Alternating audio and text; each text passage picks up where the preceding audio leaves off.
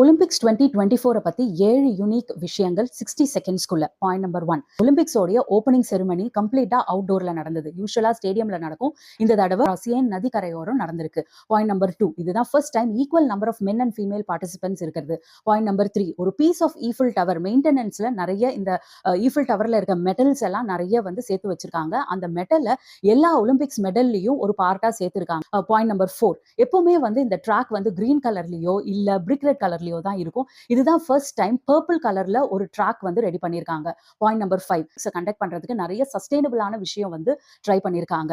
Like 60% vegetarian food கொடுத்திருக்காங்க. எந்த ரூம்ஸ்லயுமே ஏர் conditioners இல்ல. பாயிண்ட் நம்பர் 6, பிரேக் டான்சிங் என்ற ஒரு விஷயத்தை வந்து ஒரு ஸ்போர்ட்டா ஒலிம்பிக்ஸ்ல ஆட் பண்ணிருக்காங்க. அண்ட் லாஸ்ட் பாயிண்ட் வந்து இந்த சேன் நதி வந்து ரொம்ப கண்டாமினேட்டடா இருந்தது.